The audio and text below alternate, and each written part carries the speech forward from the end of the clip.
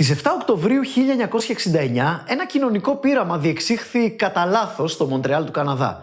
Στις 8 η ώρα το πρωί, η αστυνομία αποφάσισε να απεργήσει, αφήνοντας έτσι όλη την πόλη αφύλακτη. Στις 11:20 είχε ήδη γίνει η πρώτη ληστεία τράπεζας και μέχρι το μεσημέρι όλα τα μαγαζιά στο κέντρο είχαν κλείσει από τις απανωτές λαιλασίες. Λίγες ώρες μετά, μια συμμορία ταξιτζίδων έβαλε φωτιά στο γκαράζ μιας ανταγωνιστικής εταιρείας με λιμουζίνες, ένα σνάιπερ πυροβόλησε και σκότωσε ένα μπάτσο, διαδηλωτές έσπασαν καταστήματα και ξενοδοχεία στο κέντρο και ένας γιατρός σκότωσε ένα διαρρήκτη μες στο σπίτι του. Μέχρι να επέμβει ο στρατός και να αποκατασταθεί η τάξη, το κατά τα άλλα φιλήσυχο και ειρηνικό Μοντρεάλ είχε σημειώσει 6 ληστείες τραπεζών, 100 λαιλασίες καταστημάτων, 12 εμπρισμούς και $3 εκατομμύρια ζημιά μέσα σε μόλις 16 ώρες. Πολλοί από εσάς ήδη σκέφτεστε την παροιμία «Όταν λείπει ο γάτος, χορεύουν τα ποντίκια», αλλά είναι όντως τα πράγματα τόσο απλά? Οι άνθρωποι χρειάζονται μονίμως από πάνω τους ένα μπαμπούλα, αλλιώς θα αλληλοσκοτωθούν?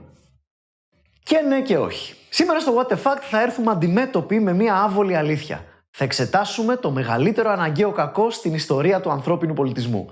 Το Λεβιάθαν και τη βία της εξουσίας. Πριν μιλήσουμε για τη βία της εξουσίας, καλό είναι να εξετάσουμε πρώτα την εξουσία καθ' αυτή. Σήμερα, οι περισσότεροι τυπικοί άνθρωποι ζουν σε κοινωνίες εκατομμυρίων, τρέφονται με προϊόντα καλλιεργειών και διοικούνται ή αν προτιμάτε εξουσιάζονται από εθνικά κράτη.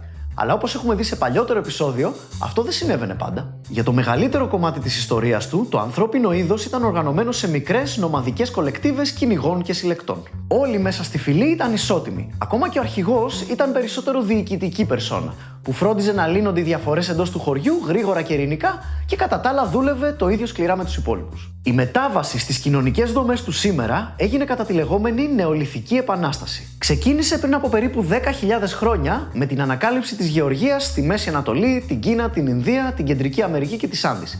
Για τις επόμενες 5 χιλιετίες, όλες αυτές οι μικρές σκόρπιες νομαδικές κοινότητες άρχισαν να συγχωνεύονται σε οικισμούς, οι οποίοι είχαν πληθυσμό εκατοντάδες ή ακόμα και χιλιάδες κατοίκους. Χάρη στα χωράφια και τα οικόσιτα ζώα τους, αυτοί οι οικισμοί μπορούσαν να παράγουν αρκετή τροφή για να συντηρούν και πιο εξειδικευμένες τάξεις ανθρώπων. Παλιότερα, ακόμα και ο αρχηγός της φυλής έπρεπε να συνεισφέρει στο κυνήγι. Τώρα όμως, οι αποθήκες σιταριού επιτρέπουν σε αυτές τις πρώτες πόλεις να έχουν μεταλλουργούς, χτίστες, καλλιτέχνες, γραφείς και στρατιώτες. Καλά μέχρι εδώ, μόνο που υπάρχει ένα πρόβλημα. Έχεις ένα ζώο που έχει εξελιχθεί να ζει σε αγέλες των 30-40 ατόμων, που μάλιστα συγγενεύουν και μεταξύ τους και έχουν και κοινούς σκοπούς. Και τώρα παίρνεις αυτό το ζώο με αυτά τα ένστικτα και το πετάς μέσα σε ένα αστικό περιβάλλον, περικυκλωμένο από χιλιάδες αγνώστους, που μάλιστα ο καθένας επιδιώκει το δικό του συμφέρον. Και όπως μας έδειξε ο Άγγλος φιλόσοφος Τόμας Χόμπς σε προηγούμενο επεισόδιο, όταν έχεις δύο ανθρώπους ή οποιασδήποτε δύο οντότητες στον ίδιο χώρο να διεκδικούν συγκεκριμένους φυσικούς πόρους, αναπόφευκτα έχεις σύγκρουση. Και δυστυχώς, στο νέο αστικό περιβάλλον της Νεολιθικής, η παραμικρή σύγκρουση μπορεί να οδηγήσει σε κάτι πολύ πιο καταστροφικό. Κάτι που βασανίζει όλες τις μεγάλες κοινότητες που δεν έχουν κεντρική αρχή. Ο Χόμπς το περιέγραψε ως έναν αέναο φαύλο κύκλο βίας. Εμείς λαϊκιστοί το λέμε απλά βεντέτα. Ας δούμε λοιπόν λίγο καλύτερα αυτό το μηχανισμό σε ένα απλοποιημένο παράδειγμα. Έστω ότι βρίσκεσαι σε μια αρχαία πόλη της Νεολιθικής εποχής και έχεις δύο αγνώστους, τον Στάθη και τον Γιώργο. Ο Στάθης έχει στην κατοχή του κάτι που επιθυμεί και ο Γιώργος. Ένα πρόβατο, ας πούμε. Όπως είδαμε σε προηγούμενο επεισόδιο, ο Γιώργος έχει 3 τρόπους να αποκτήσει το πρόβατο. Μπορεί να το αγοράσει από το Στάθη, μπορεί να τον πείσει να του το δώσει οικειοθελώς ή μπορεί να το πάρει από το Στάθη με τη βία. Έστω λοιπόν ότι πάει με την επιλογή 3 και του κλέβει το πρόβατο και το τρώει κιόλας για να μην μπορεί ο άλλος να το πάρει πίσω. Ο Στάθης τώρα βρίσκεται στην εξής δύσκολη θέση. Έχει εκτεθεί σε όλη την κοινότητα ως πιθανό θύμα και εύκολη λία. Πρόσεξε, ακόμα κι αν έχει συγχωρέσει τον Γιώργο και τα έχουν βρει μεταξύ τους, αυτό δεν έχει καμία απολύτως σημασία.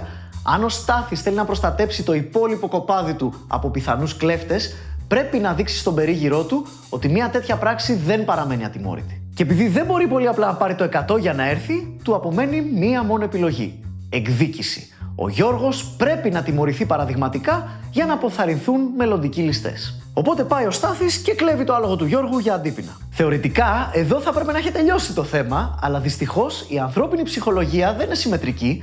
Πάντα έχουμε την τάση σε μία σύγκρουση να βλέπουμε τη δική μας πλευρά πιο ευνοϊκά. Αυτό που ο Στάθης βλέπει ως απόλυτα δικαιολογημένα αντίπεινα, ο Γιώργος το βλέπει σαν απροκάλυπτη επίθεση.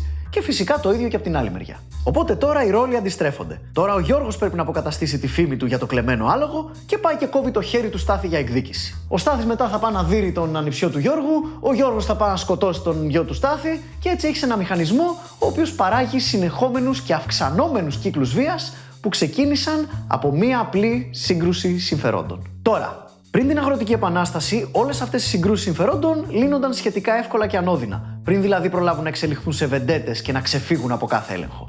Όπως είπαμε και πριν, μια φυλή της Παλαιολιθικής ήταν μικρή. Τα πάρε-δώσει στο εσωτερικό της ήταν λίγα και διαχειρίσιμα. Χώρια που όλοι πάνω κάτω στη φυλή ήταν ξαδέρφια, οπότε είχαν μια τάση να συμφιλιώνονται πολύ πιο εύκολα και να παλεύουν για ένα κοινό καλό. Αλλά στο απρόσωπο αστικό περιβάλλον μιας νεολιθικής κοινότητας, ποιος θα έρθει για να επέμβει και να σταματήσει όλους αυτούς τους φαύλους κύκλους βίας? Η απάντηση είναι αυτό που ο Τόμας Χόμπς ονόμασε το Λεβιάθαν.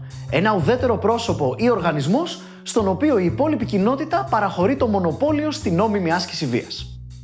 Να το μεταφράσω. Ας επιστρέψουμε για λίγο στο θεωρητικό παράδειγμα και τους δύο ζωοκλέφτες φίλους μας. Ο Γιώργος έχει κλέψει ένα πρόβατο από το Στάθη και τώρα είναι μέσα σε ένα μπαρ και έχουν βγάλει σπαθιά. Εκεί λοιπόν που είναι έτοιμοι να σφαχτούν και να κάνουν και το υπόλοιπο μπαρ λίμπα, σκάει ένας ουδέτερος παρατηρητής, ο Μίλτος. Ο Μίλτος δεν ξέρει τίποτα για τα παιδιά, δεν γνωρίζει την ιστορία τους. Έστω τώρα ότι ο Μίλτος είναι διπλάσιος από το Στάθη και το Γιώργο, και αφού είναι και θεωρητικό παράδειγμα, έστω ότι αντί για σπαθί κρατάει πολυβόλο. Το καλύτερο αποτέλεσμα και για την τριάδα αλλά και για τους υπόλοιπους θαμώνες του μπαρ είναι ο Μίλτος να κατασχέσει τα σπαθιά των δύο αντρών και να αναγκάσει το Γιώργο να αποζημιώσει το Στάθη με ένα πρόβατο υπό την απειλή όπλου. Σε αυτό το παράδειγμα λοιπόν, ο Μίλτος είναι το Λεβιάθαν.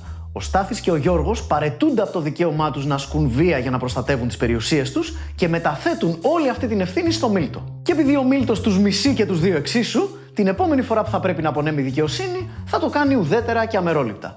Σίγουρα πιο αμερόληπτα από ό,τι θα το έκανε ο Στάθης ή ο Γιώργος. Και φυσικά, αν μια μέρα ο Μίλτος αποφασίσει να πάρει το πολυβόλο του και να φύγει, θα συμβεί ό,τι συνέβη και στο Μοντρεάλ όταν απεργήσαν οι αστυνομικοί. Αυτό είναι λοιπόν το Λεβιάθαν στη θεωρία. Ο Χόμπς μας παρουσίασε τη βία της εξουσίας στην εξειδανικευμένη της μορφή, το best case scenario που λέμε. Θεωρούσε ότι η εξουσία του Λεβιάθαν πηγάζει από ένα κοινωνικό συμβόλαιο το οποίο διαπραγματεύεται το κράτος με τους πολίτες του. Ή τουλάχιστον έτσι θα έπρεπε να είναι τα πράγματα, αλλά δυστυχώς οι χιλιάδες επί χιλιάδων τύρανοι που καταδυναστεύουν την ανθρωπότητα ανά τα έτη έχουν διαφορετική άποψη. Η ενσάρκωση του Λεβιάθαν για το μεγαλύτερο μέρος της ιστορίας είχε τη μορφή ενός δυνάστη και η σχέση εξουσιαστή και εξουσιαζόμενων έμοιαζε περισσότερο με κύκλωμα προστασίας της μαφίας, όπου ο δυνάστης εκβιάζει τους υπηκόους του να του παρέχουν πλούτο και προνόμια και σε αντάλλαγμα τους παρέχει προστασία από εχθρικούς γείτονες. Μια τέτοια κατάσταση ειρήνης ονομάζεται Pax Romana, όταν δηλαδή ο ισχυρός δεν επιτίθεται στον αδύναμο, αλλά μόνο επειδή υπάρχει ένας ακόμα πιο ισχυρός από πάνω του που τον εμποδίζει. Οποιοδήποτε βιβλίο ιστορίας και αν ανοίξετε θα πετύχετε πολλά τέτοια παραδείγματα Pax.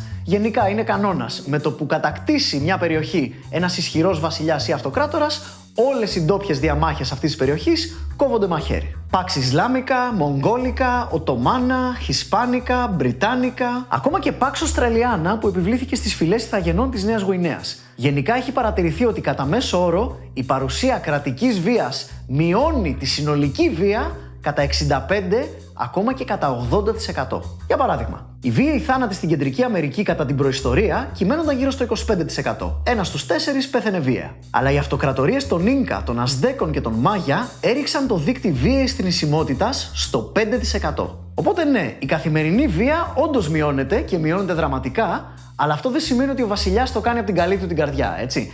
Για έναν δυνάστη, οι κύκλοι βίας είναι ανεπιθύμητοι επειδή πολύ απλά μετακινούν πόρους πέρα δόθε και σκοτώνουν κόσμο. Κόσμο τον οποίο ο βασιλιάς έχει σκοπό να φορολογήσει ή να καβατζώσει για το δικό του στρατό. Με άλλα λόγια, ένας βασιλιάς έχει συμφέρον να διατηρεί την ειρήνη μες στο βασίλειό του, για τον ίδιο λόγο που ένας κτηνοτρόφος έχει συμφέρον να μην αλληλοσκοτώνονται τα πρόβατα στο κοπάδι του. Χάνει λεφτά. Αλλά το πιο μεγάλο μειονέκτημα στο χομπζιανό μοντέλο εξουσίας είναι και η βασική αρχή του, το μονοπόλιο στην άσκηση βίας. Όσο καλός κι αν είναι ο Μίλτος, αργά ή γρήγορα θα έρθει η μέρα που θα συνειδητοποιήσει ότι είναι ο μόνος στο δωμάτιο που κρατάει πολυβόλο και θα αρχίσει να το εκμεταλλεύεται και να περνάει κανόνες που ωφελούν το Μίλτο και μόνο το Μίλτο. Όπως πολύ σοφά είπε ο Ρωμαίος ιστορικός Τάκητος, κάποτε υποφέραμε από εγκλήματα, τώρα υποφέρουμε από νόμους. Όπως ξέρουμε από αρχαιολογικές ανασκαφές αλλά και από το ιστορικό αρχείο, οι μεγάλες κοινωνίες με κεντρική ηγεσία είναι πολύ πιο πιθανό να σκοτώνουν γυναίκες στη μάχη, να παίρνουν σκλάβους και να επιδίδονται σε ανθρωποθυσίες. Επιπλέον, έχουν μια τάση να ποινικοποιούν σχετικά άκακες δραστηριότητες, όπως είναι η βλασφημία, η ανυπακοή ή η σεξουαλική απόκληση, καθώς και να τιμωρούν πάρα πολύ αυστηρά και το παραμικρό έγκλημα, με βασανιστήρια, ακροτηριασμούς, εξορία και φυσικά εκτέλεση. Οπότε, όσον αφορά τη μείωση της βίας, τα Λεβιάθαν λύνουν το παλιό πρόβλημα, αλλά εισάγουν ένα καινούριο.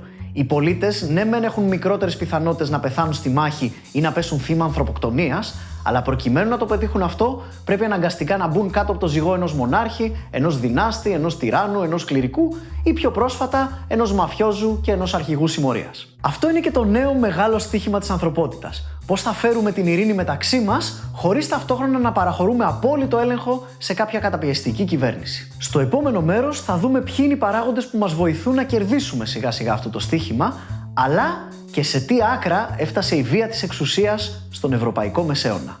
Δεν καταλαβαίνεις τι καφρίλα έρχεται.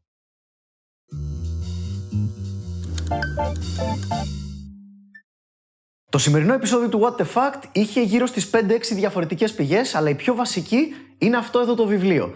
The Better Angels of Our Nature του Steven Pinker. Μπορείτε να το βρείτε σε επιλεγμένα βιβλιοπωλεία, αλλά επειδή είναι και λίγο έτσι δύσπεπτο, εγώ προσωπικά σας το προτείνω να το κατεβάσετε και να το ακούσετε σε audiobook την ώρα που κάνετε δουλειές ή την ώρα που οδηγάτε ή την ώρα που είστε στις συγκοινωνίες. Μπορείτε να το αποκτήσετε εντελώς δωρεάν αν κάνετε νέο λογαριασμό στην Audible χρησιμοποιώντας το link στην περιγραφή.